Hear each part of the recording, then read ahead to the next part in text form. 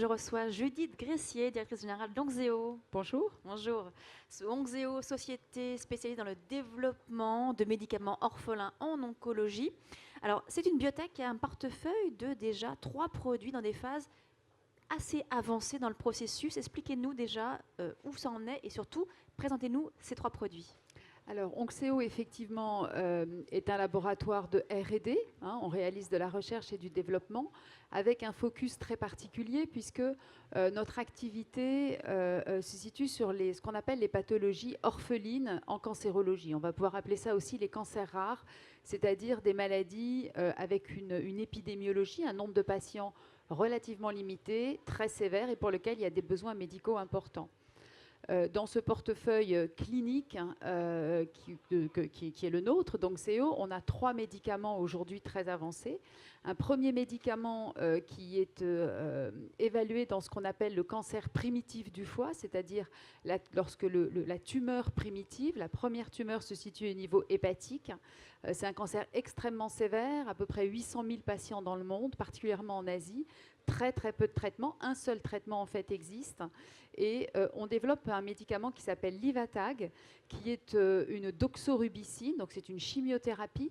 La technologie, l'innovation, c'est que c'est une chimiothérapie, une doxorubicine nanoformulée, donc nanoparticulaire, et c'est cette nanoformulation, donc nano c'est le nanomètre, le domaine du tout petit, qui nous permet de rentrer plus facilement dans la cellule tumorale en contournant les mécanismes de résistance de la cellule.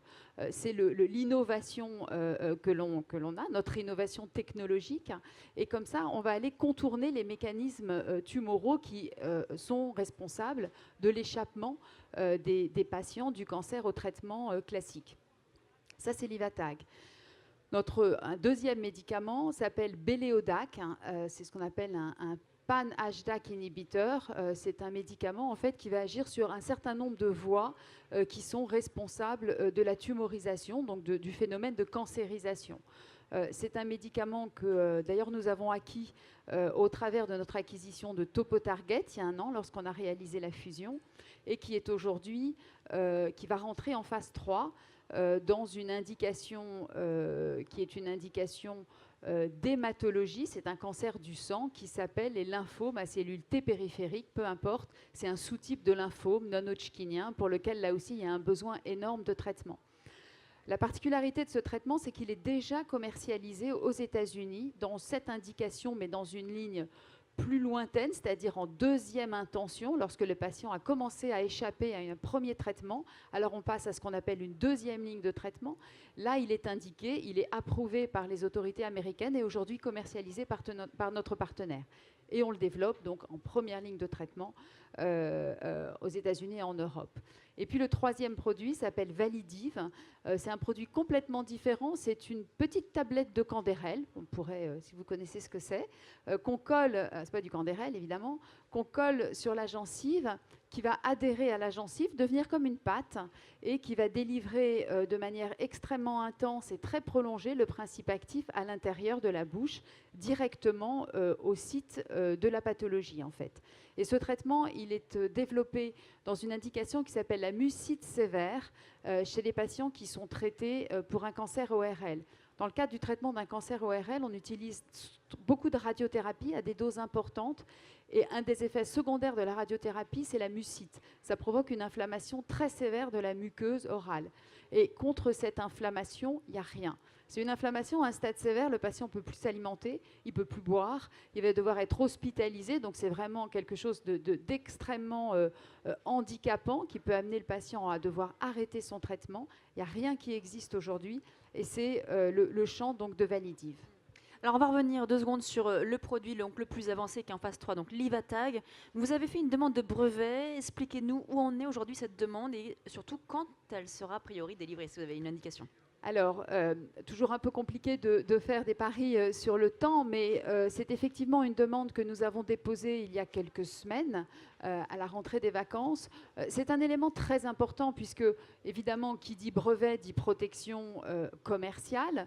Sur un médicament comme celui-là, ça représente des centaines de millions.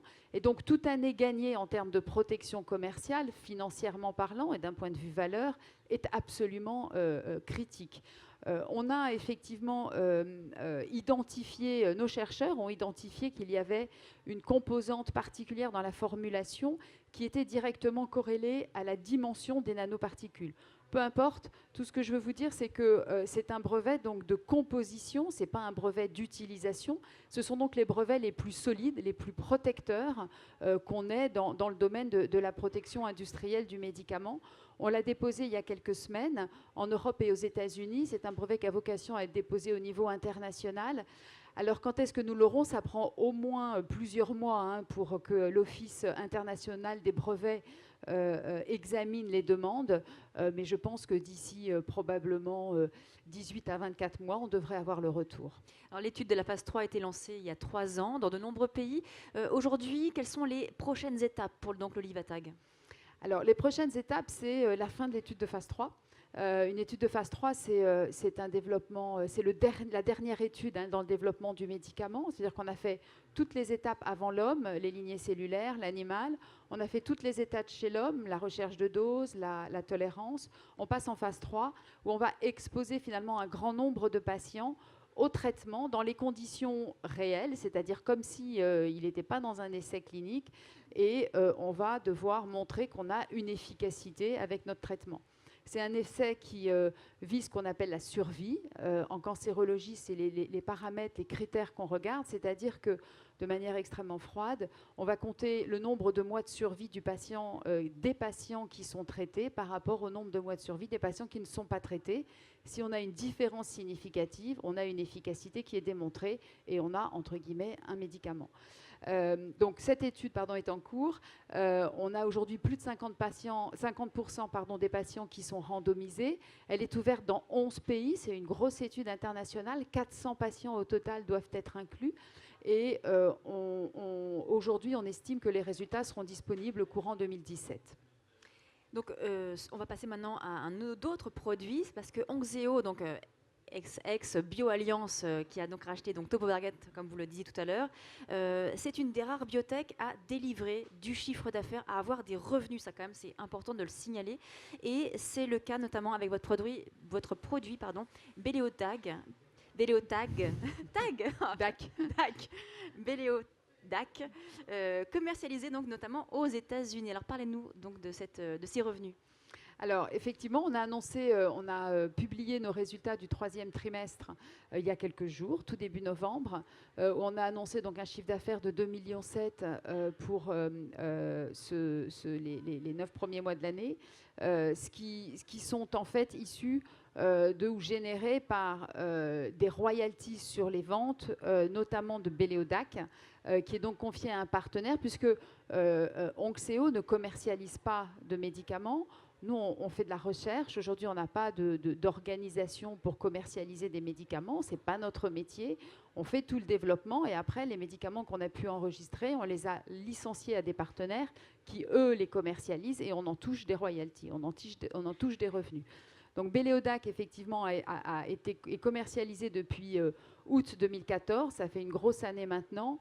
Et donc, il est effectivement un des éléments majeurs des revenus que nous avons générés.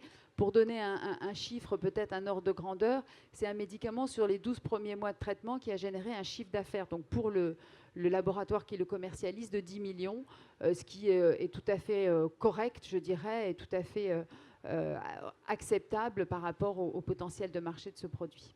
Alors vous disiez, vous avez publié vos résultats donc début novembre. Aujourd'hui, donc, quelles sont vos perspectives en termes de résultats financiers ? Alors, on a donc effectivement publié nos résultats. On a publié notamment un niveau de cash, puisque pour nous, c'est une dimension extrêmement importante. Nous sommes une société de R&D, donc on investit énormément, on dépense, si je puis dire, énormément. Un coût d'une étude clinique de phase 3, c'est plusieurs millions. Ça se chiffre même parfois à plus de 10 millions. Donc le niveau de trésorerie est très important. Aujourd'hui, on a annoncé un niveau de trésorerie de 35,8 millions donc, au 30 septembre. Et ça vous donne une visibilité à quel horizon ? Ça nous donne une visibilité jusqu'à mi-2017, ce qui, dans le monde des biotech, est une visibilité tout à fait acceptable. Ça reste un cash limité, ça reste quelque chose sur lequel on est extrêmement vigilant en termes de dépenses, hein. On suit nos dépenses et on les maîtrise de manière extrêmement forte, mais ça nous laisse le temps de faire un certain nombre de choses et notamment de pouvoir poursuivre le développement de nos produits. Alors vous avez annoncé il y a très peu de temps le lancement d'un programme de recherche pour étendre le potentiel des produits, donc Livatag et Béléodac. En quoi consiste ce programme ? Alors oui, ça c'est l'information qu'on a donc publiée lundi, en début de semaine. C'est quelque chose qui est très important pour nous. Ces deux médicaments sont des médicaments qui, on en est convaincu, ont des potentiels d'utilisation au-delà des indications dans lesquelles ils sont développés aujourd'hui, c'est-à-dire au-delà du cancer du foie pour le Livatag ou du lymphome à cellule T périphérique pour Béléodac. On en est convaincu, il faut qu'on le démontre. Ça veut dire qu'il faut mettre en place un programme de développement. Et c'est ce qu'on a démarré là. Alors un programme préclinique, ce sont donc des expérimentations sur des cellules, des lignées cellulaires cancéreuses, sur des modèles animaux ensuite. Donc ça reste, je dirais, financièrement parlant, des montants qui restent limités par rapport à des phases cliniques chez l'homme. Mais c'est le démarrage d'un plan qui va nous permettre de voir si on peut utiliser ces traitements, ces médicaments, bien souvent associés à d'autres, pour d'autres indications. Et évidemment, pour nous, c'est utiliser, optimiser toute l'expertise qu'on a accumulée depuis 10 ans, plus de 10 ans, toutes les données qu'on a accumulées sur ces médicaments, en les développant, en les testant, et ben de voir dans quelle autre indication on peut les développer pour en exploiter et en étendre bien plus leur valeur et surtout utiliser toute la connaissance qu'on en a voilà, pour pouvoir les développer dans d'autres indications que ce sur quoi ils sont aujourd'hui. Alors je me tourne un petit peu maintenant vers le public, savoir si certaines personnes veulent poser des questions. À Judith Gressier, oui, une question. Bonjour.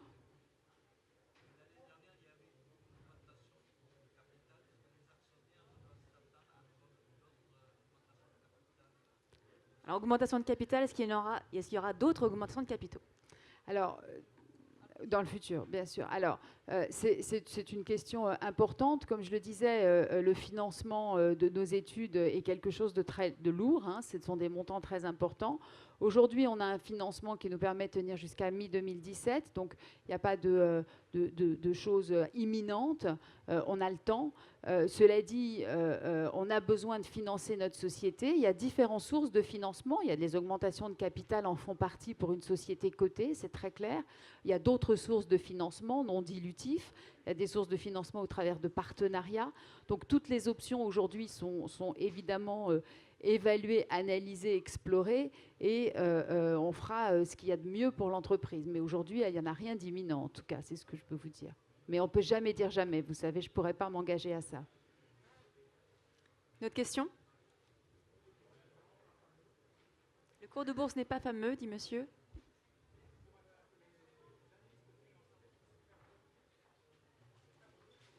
Alors, le rôle des analystes financiers pour faire revenir le cours de bourse à son niveau un peu plus haut. Alors, le cours, effectivement, est décevant. Je ne peux pas vous dire autre chose. C'est très clair. Je pense qu'il y a probablement beaucoup de facteurs qui l'expliquent. Il y a des choses que je ne sais pas expliquer non plus, ou en tout cas sur lesquelles je n'ai pas forcément d'explication rationnelle, ou en tout cas je n'en trouve pas toujours. Je pense que notre objectif à nous et notre enjeu, il est de poursuivre la mise en place et l'exécution de notre plan stratégique, de poursuivre le développement de notre produit, de créer de la valeur avec ce qu'on fait et qu'à un moment ou un autre, ça va être reconnu par le marché. On y travaille d'arrache-pied et c'est ce qu'aujourd'hui on essaye de mettre en place. Alors, le rôle des analystes sur le cours de bourse, aujourd'hui, toutes les analyses, en tout cas auxquelles dont j'ai connaissance, évaluent toute la société, on va dire, entre 8 et 10 euros l'action, donc très au-dessus de sa valeur actuelle. Donc je pense que les analystes sont plutôt tous, d'un commun accord, partagent tous une opinion finalement, parce qu'elles rangent tous la valeur de la société dans un intervalle assez proche. probablement que plus d'analystes, ou en tout cas des analystes internationaux. C'est une problématique aujourd'hui, hein, le manque d'analyse financière pour des sociétés comme les nôtres, qui sont de capitalisation boursière petite, et on a beaucoup de mal à se faire couvrir, comme on dit, à avoir des rapports financiers par des analystes qui n'ont pas le temps, ils ne sont pas assez nombreux et ils couvrent les large caps et ils n'ont pas le temps pour les small caps. C'est une vraie problématique. D'autres questions? Monsieur encore.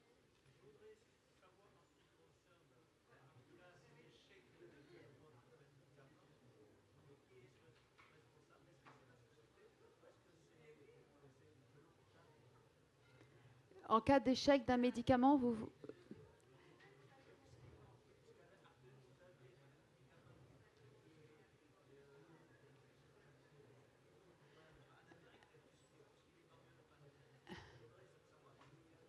Ah, pourquoi est-ce que le médicament qui est enregistré aux États-Unis ne l'est pas en France, n'est pas en Europe?